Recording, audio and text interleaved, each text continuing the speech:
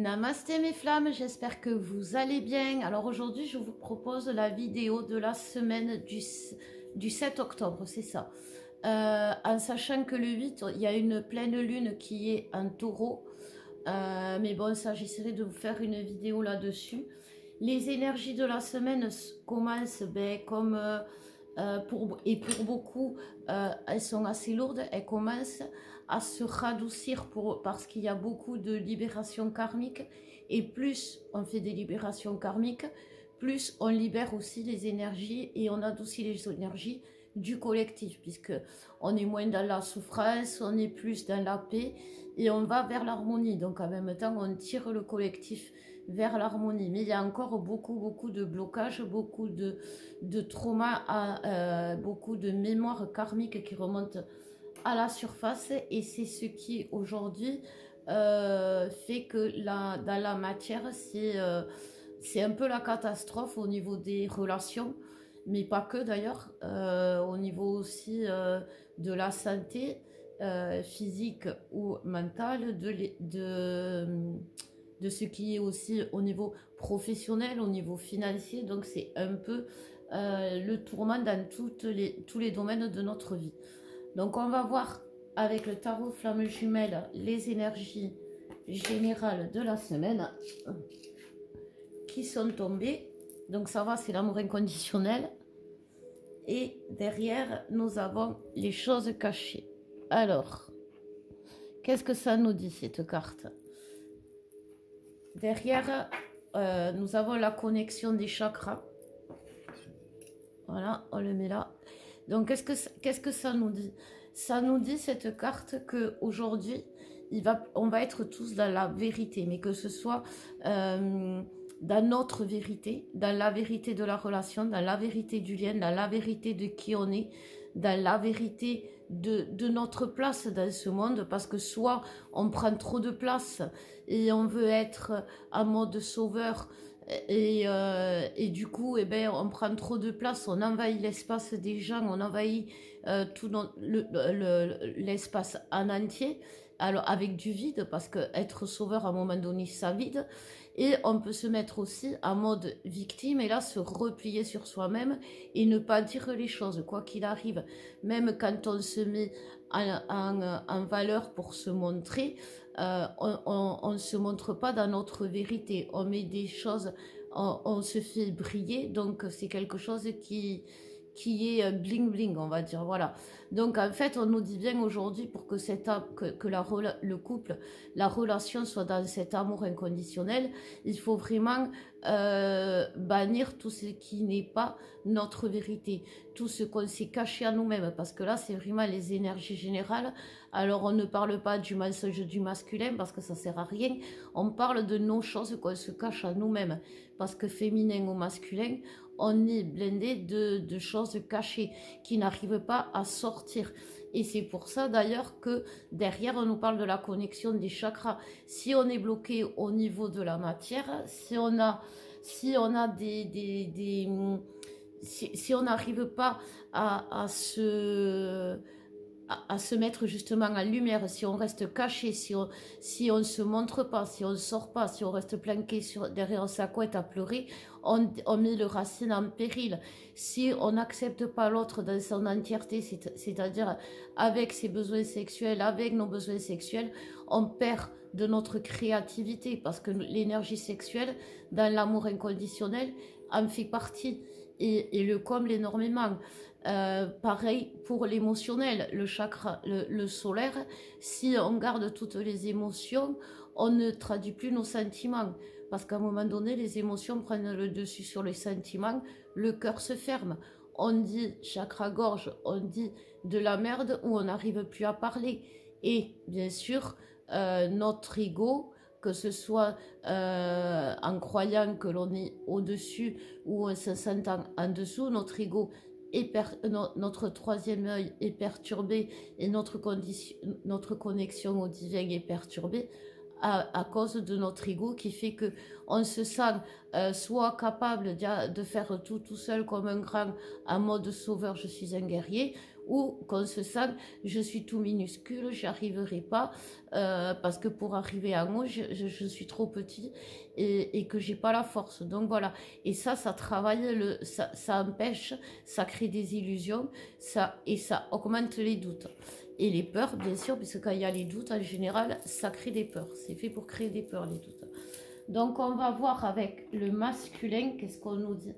Je vais rester... Non, je vais prendre celui-là, l'oracle d'Isis. Pour le masculin, pour voir ce que l'on nous dit.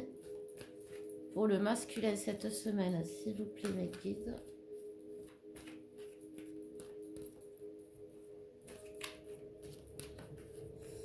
Alors, on nous parle d'alchimie et de guérison pour le masculin. Et oui, parce que le masculin, il va pour être bien, pour être guéri, il va falloir qu'il tienne compte de tout ce qu'il est. Qu'il est un guerrier, mais qu'il est aussi un chamallow près de sa féminine. Et c'est l'équilibre entre les énergies masculines et les énergies féminines. C'est ne pas être un gros chamallow. Trop chamallow, ça montrait son côté masculin. Et pareil, en étant trop masculin, en allant dans les travers du macho, par exemple, pour simplifier le masculin. Et c'est ce qu'il va faire parce que justement, on a l'esprit de terre derrière, on est sous le signe du taureau. Le taureau, c'est vraiment celui qui a le plus l'esprit sur terre, celui qui a vraiment les 4 pieds ancrés dans la terre. C'est un animal à cornes comme le bélier, mais lui, il a les cornes pour se défendre, pour défendre son territoire, pour défendre ses principes et ses valeurs. Et c'est à la vie, à la mort. Pour ses valeurs, il est prêt à mourir. Et du coup, le masculin va faire cet équilibre, c'est-à-dire qu'il ne va pas se laisser mourir pour tout et pour rien, entre guillemets, mais il va se laisser mourir pour guérir. Et ça, c'est quelque chose qui est pour le masculin tout nouveau, parce qu'en général, pour lui, se laisser mourir, c'était se perdre, c'était s'enfermer, c'était perdre sa liberté, et c'était pas du tout déployer ses ailes. Voilà. On nous parle aussi pour le masculin, ben voilà, des préoccupations terrestres. Et donc, comment mettre les pieds sur terre, si ce n'est en s'occupant de la matière, tout simplement. Alors, bien sûr, il va s'occuper de ses problèmes à lui, dans la matière, c'est-à-dire au niveau du travail, au niveau de ce qui lui manque à construire dans la matière. Alors, ça peut être, oui, le travail, ça peut être déménager, ça peut être construire quelque chose dans la matière, de quoi qu'il en soit. Mais aussi, ça va être construire dans la matière la relation, puisqu'on était dans l'amour inconditionnel. Et tout ça va lui permettre aussi de guérir le cercle vicieux. On est toujours dans un cercle vicieux. On va bien, on guérit toutes les parties, on guérit dans tous les domaines de notre vie. On guérit tous les domaines de notre vie, on guérit spirituellement. Et c'est ça que le masculin aussi va équilibrer et comprendre. Il va se centrer, s'équilibrer au niveau des énergies masculines et féminines, mais aussi il va se connecter entre le ciel et la terre. Et ça, c'est l'équilibre parfait pour être, comme on dit, un masculin sacré, avec sa vérité, puisque c'est vraiment vers là que les énergies vont nous amener à nous dévoiler, à dévoiler notre vérité et ce qui est bon pour notre âme, puisque quand on est dans notre vérité, en réalité, c'est qu'on écoute les besoins de notre âme, on écoute l'appel de notre âme. C'est pour ça que quand le masculin n'écoute pas son âme, il va vous dire je veux pas, c'est fini, ou il va partir dans des addictions, des travers, et que quand il écoute les besoins et l'appel de son âme, c'est là qu'il revient. Donc on va voir d'autres messages pour le masculin. Alors, qu'est-ce qu'on nous dit pour le masculin? On nous parle de la protection. Le masculin est protégé, c'est bien, parce que justement, comme il tue beaucoup de choses, le masculin, il se sépare des tierces, et la séparation peut être douloureuse ou peut être difficile. Alors que là, avec la protection, on va l'amener, quoi qu'il arrive, à cette séparation. Ne désespérez pas les féminines pour les masculins qui n'ont pas encore quitté leur tierce. Vous avez, vous aussi, de l'autre côté, du mal à quitter une tierce. Alors, c'est bien sûr peut-être pas quelqu'un, mais c'est une addiction ou quelque chose que vous devez quitter. Et ça, si vous en êtes aujourd'hui là, c'est que c'est un travail que vous allez faire dans la matière à deux. On n'est pas obligé de se séparer de ces tierces avant d'être avec l'autre. On peut très bien y arriver et guérir ensemble, justement, puisqu'une tierce comble un vide. Si l'autre comble le vide, on n'a plus besoin de tierce, on n'a plus besoin d'addiction. On nous parle de transformation, donc voilà, la transformation, la mort, le masculin va couper, le masculin va libérer. On est dans la libération karmique, toujours et encore. On est dans cette libération karmique pour les deux jusqu'au 21 décembre à peu près. À partir de là, ça va être beaucoup plus fluide. Mais pareil, si vous avez fait les nettoyages et les libérations karmiques, ben ça va être plus fluide dès à présent.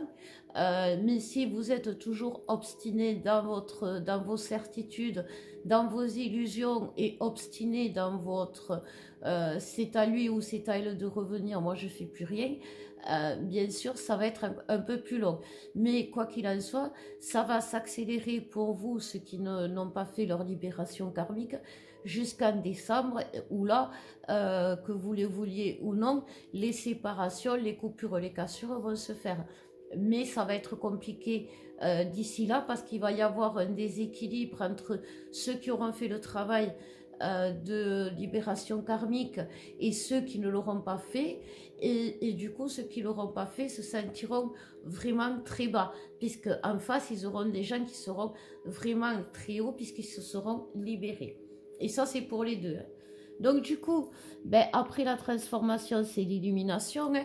Comme je vous disais, la transformation, c'est ben, j'équilibre mes énergies, j'assume mon masculin sacré, j'assume mes énergies féminines comme mes énergies masculines, et en même temps, eh ben, je me connecte avec les énergies du ciel et de la terre. Et donc, ça crée une illumination, une connexion divine qui fait que le masculin est vraiment à l'écoute de son âme. Et il ne peut que ça, parce que quand on est dans l'illumination, on ne voit que la lumière. D'ailleurs, derrière, il y a le jaillissement, c'est l'abondance. Le jaillissement, c'est ce qui amène c'est ce qui amène justement les réparations dans tous les domaines de la vie. On enlève les blocages, donc voilà.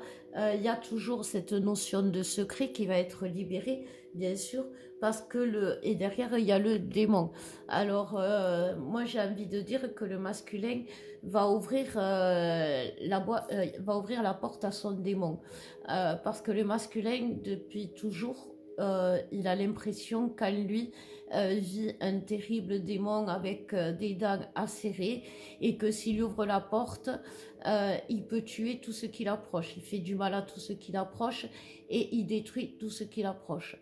Donc du coup, ça fait très longtemps que ce masculin, son démon, il l'a mis bien enfermé au fin fond de son être et il ne veut pas ouvrir la porte. Sauf que quand on fait des libérations karmiques, on libère tout. Et même le démon qui est en nous est là. Quand il va ouvrir la porte, le masculin, il va comprendre que, eh ben, il s'est bien trompé parce que son démon, oui, l'a amené à faire des erreurs, mais il n'est pas si démoniaque que ça, ce démon. Et puis il va lui trouver un intérêt à ce démon parce que justement, s'il a été là, c'est pour lui apprendre quelque chose. Parce que voilà, aujourd'hui, le masculin, grâce à l'illumination, à cette connexion au divin, il va comprendre que les mauvaises choses ne sont pas toujours démoniaques, que les mauvaises choses qui ressemblent à des démons peuvent vous apporter bien plus que des jolies choses toutes belles qui brillent de loin, qu'on voit de loin et qui en fait sont là pour nous leurrer et pour nous faire croire ce qui n'est pas. Et qui, elles, par contre, peuvent cacher de terribles démons. Parce qu'en fait, le masculin, ce qui cache, c'est juste ses colères, ses doutes, ses peurs. Et c'est de sa colère qu'il a peur, le masculin, parce que quand elle vibre en lui, il la ressent tellement fort qu'elle lui amène tellement de souffrance, cette colère, que s'il dit, si je l'exprime, si j'ouvre la porte, mais je vais détruire tout le monde, juste en exprimant ma colère. Sauf que non, en fait, la colère est parfois bénéfique et parfois constructive. Elle ne détruit pas toujours. Voilà. Donc, on va voir les féminines maintenant. Qu'est-ce qu'on nous dit pour les féminines? Les féminines qui laissent tomber, qui abandonnent, qui ne veulent plus, et puis qui se retrouvent dans les bas-fonds des abysses parce que, ben, comme on ne peut pas laisser tomber, eh ben, on se retrouve dans la peine, dans la souffrance.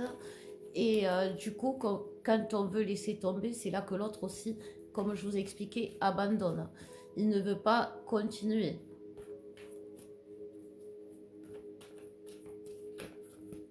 Alors, pour la féminine,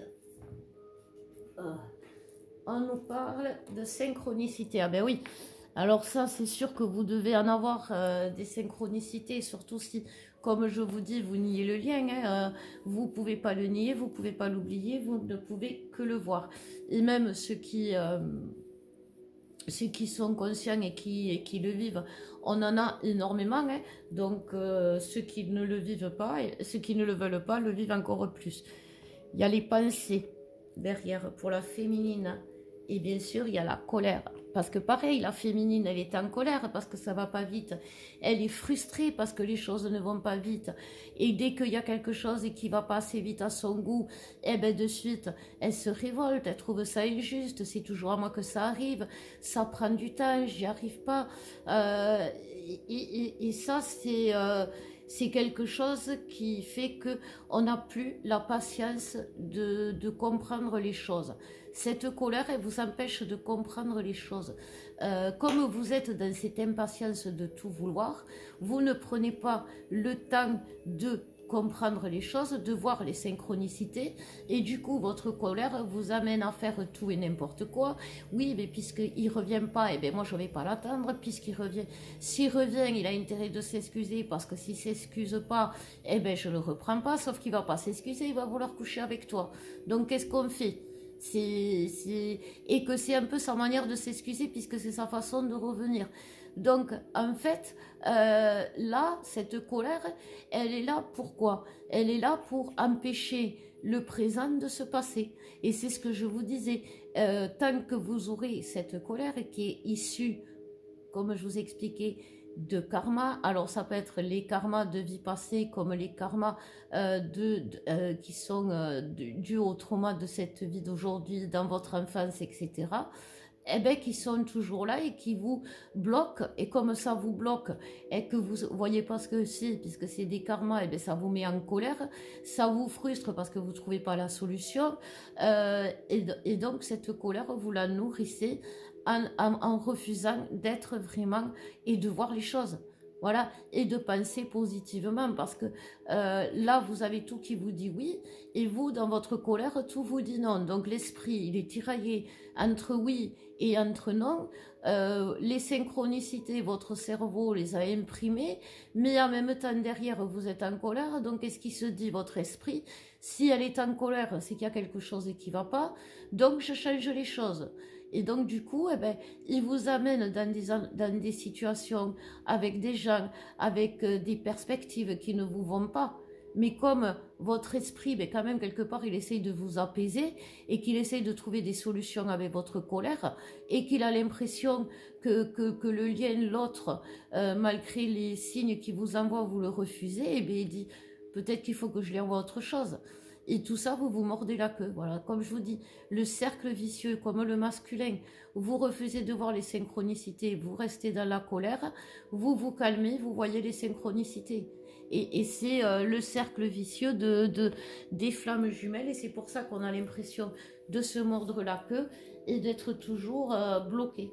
Parce que au lieu de changer notre point de vue, on change tout le reste. Voilà, même de jumeaux. Et c'est pas la solution. Donc on va voir pour la féminine toujours qu'est-ce qu'on nous dit. Donc, on nous parle pour la féminine de stratégie. Ah ouais, alors ça, il faut que j'en parle, de la stratégie de la féminine. Alors, vous êtes des grandes stratèges, les féminines. Même moi, vous m'hallucinez des fois. Genre, pour aller capter le Facebook de l'autre, vous êtes capable de créer des trucs, d'aller voir la copine qui est copine avec pour aller regarder ce que l'autre publie. Enfin, la stratégie de la féminine qui essaye de voir son autre alors que l'autre lui a dit non, je ne vais pas te voir pour l'instant. La stratégie de la féminine qui essaye de faire revenir l'autre en se disant ah oui mais la super phrase suis-moi je te fuis suis-moi je te fuis, eh ben elle va trouver quelqu'un d'autre en se disant ouais chic comme ça mon masculin va le ressentir, je vais le rendre jaloux et bim. Sauf que aujourd'hui karmiquement c'est ça aujourd'hui que vous prenez dans la tête. Quand je vous dis que les karmas c'est pas forcément que de vos vies passées, toutes les stratégies que vous mettriez en place aujourd'hui pour votre masculin qui ne seront pas dans l'amour et dans la confiance, parce que si vous inventez des stratégies pour le faire revenir, c'est que vous n'avez pas confiance en son retour. Donc c'est pas fait dans la confiance. Si et quelques stratégies que ce soit, si vous faites râler l'autre, le rendant jaloux avec un autre, eh ben excusez-moi, si vous chopez une tierce qui vous fait souffrir ou qui vous harcèle derrière, j'ai envie de dire c'est un peu tant pis pour vous, parce que la meilleure stratégie pour récupérer l'autre, c'est être dans l'amour, dans la compassion et dans le pardon. Sauf que ça, la féminine, elle a du mal en ce moment.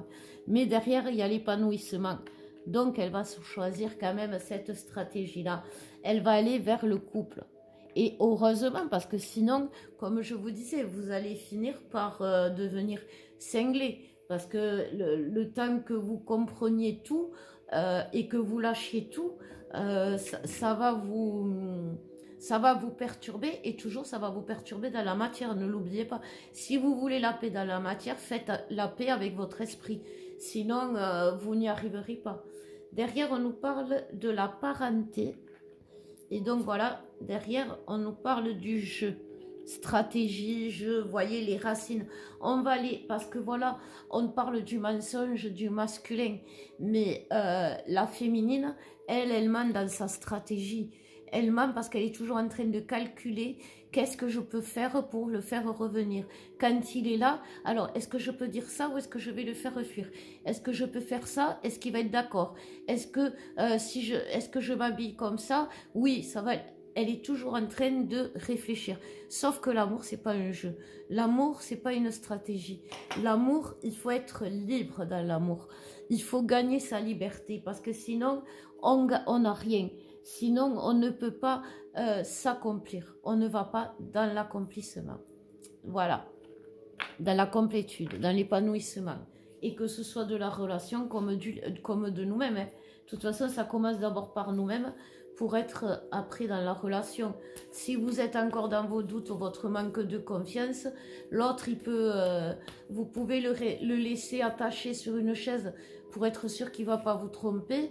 À un moment donné, votre esprit va vous faire croire qu'il vous trompe par la pensée et ça va vous rendre encore autant cinglé. Donc, libérez-vous de vos karmas avant de vouloir avoir la complétude dans votre relation parce que sinon, vous y mettrez toujours les doutes, les illusions, le manque de confiance, tout ce qui fait fuir l'autre en réalité. Donc, pour le lien, ben dis donc, il est tombé direct. Justice divine, ah ben ça va tomber, c'est tombé, c'est les foudres. Ben oui, parce que, comme je vous disais, ça va s'accélérer et la colère va provoquer la colère. Vous savez, c'est pareil, là-haut, l'univers, la source, c'est... Vous pas, là, ils vont, on est violent parce qu'on est en colère, on est violent envers nous-mêmes, on est violent avec les autres. Eh ben, les foudres seront seront aussi violentes parce que là-haut, ils nous répondent comme on nous parle. Là-haut, ils nous traitent comme on se traite, pas comme on les traite, mais comme on se traite. Si on n'a pas de pitié pour nous ou si on n'a pas de pitié pour les autres, pourquoi ils auraient de la pitié pour nous? Aucunement. Ils n'ont pas. Alors, donc, on nous dit, d'abord, ben déjà, la justice divine, elle est là pour nous envoyer dans le bonheur. Donc, ça va être un éclair de bonheur. On va être foudroyé de bonheur. Et c'est bien.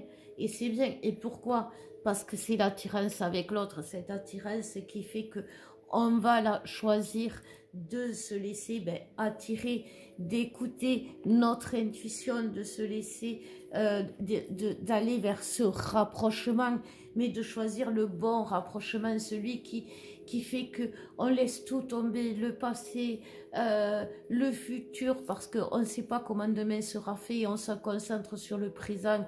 On se retrouve, on se rencontre, on se touche, on s'émeut, on se parle, on se découvre. Vraiment, c'est le moment de se découvrir parce que, comme je vous disais, on a tellement caché de choses à l'autre, on s'est tellement caché à l'autre pour paraître parfait, et ça des deux côtés, ou pour le masculin des fois paraître imparfait parce que comme ça il se disait elle va me quitter, ça sera plus simple, comme ça elle souffrira pas. Mais on ne peut plus être dans le paraître, on est vraiment dans l'être, et on est dans cette vérité qui fait qu'on ne peut plus lutter. Voilà, on ne peut plus lutter, et plus on va lutter, plus on va résister, et plus ça va être compliqué. Ça va être compliqué, comme je vous disais, dans la matière, physiquement. Quand on résiste, c'est déjà tout le système digestif qui travaille, les maux de ventre, les vomissements, les nausées, les hémorroïdes, les diarrhées. C'est dégoûtant, c'est pas propre, mais ce que l'on fait en n'étant pas nous-mêmes, en se cachant, c'est pas propre non plus. Et puis on se remplit de choses qui ne sont pas nous. Donc après, à un moment donné, il faut bien les nettoyer, ces choses-là.